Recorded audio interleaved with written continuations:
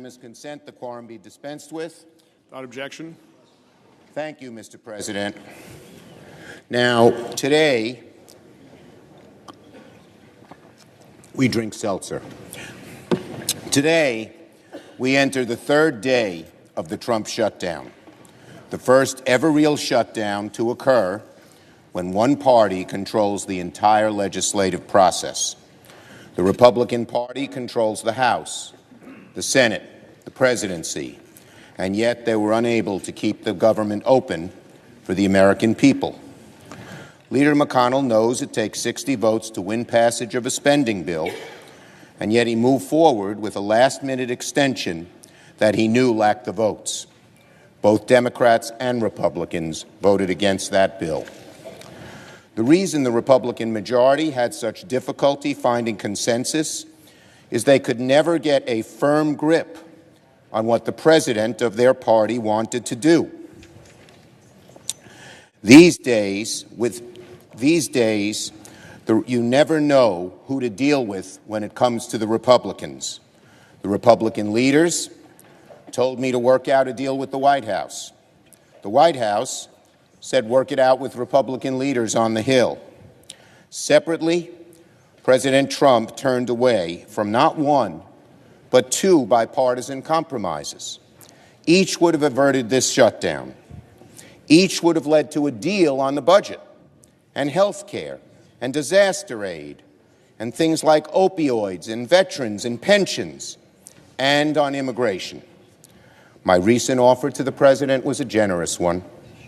I put his signature campaign issue on the table in exchange for DACA, and still he turned away.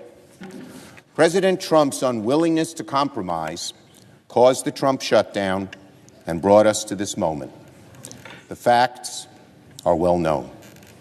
Now I wish to update the Senate on where things stand after this weekend.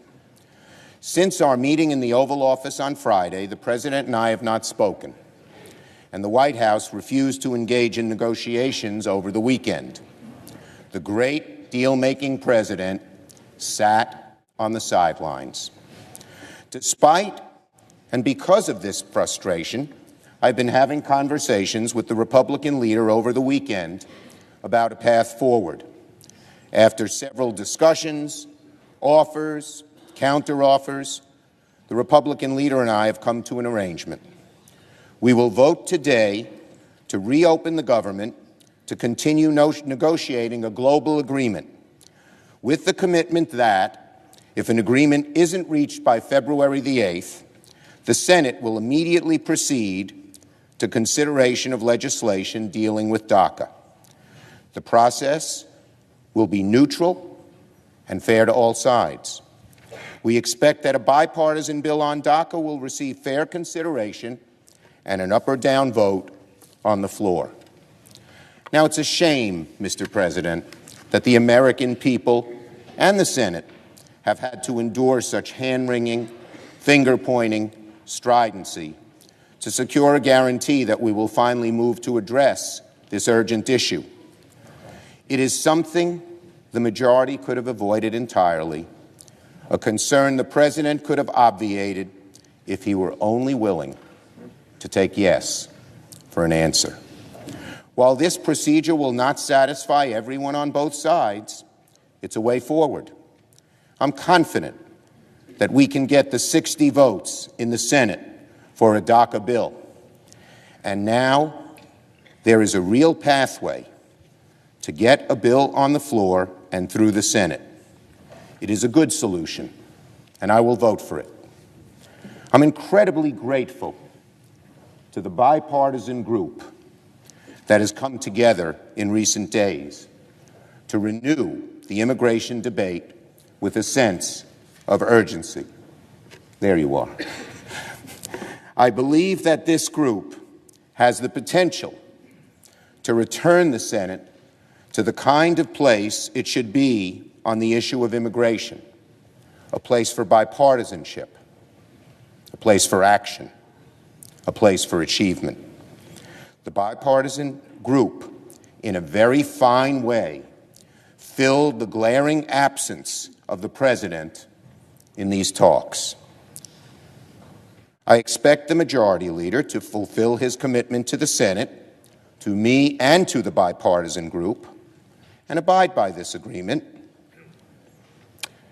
If he does not, of course, and I expect he will have breached the trust of not only the Democratic senators, but members of his own party as well.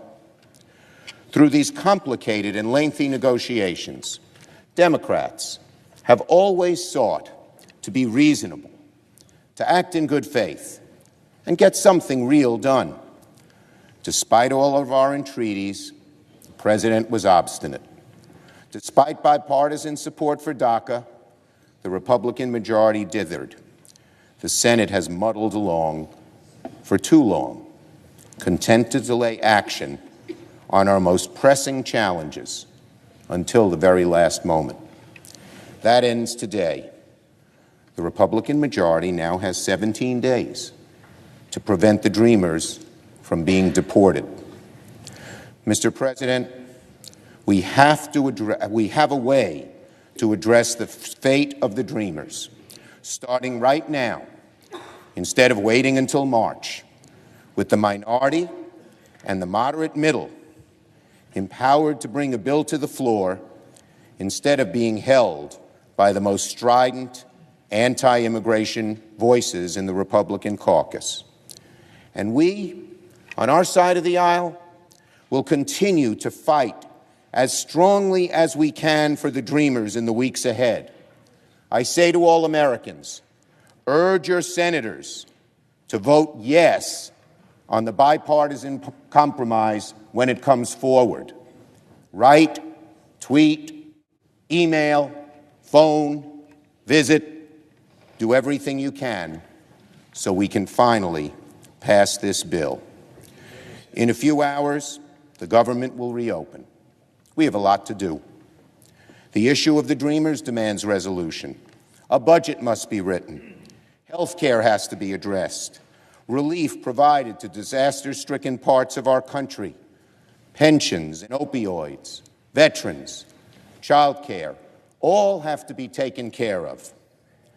The Trump shutdown will soon end, but the work must go on, and it will. Thank you, and I yield the floor. Go ahead, go.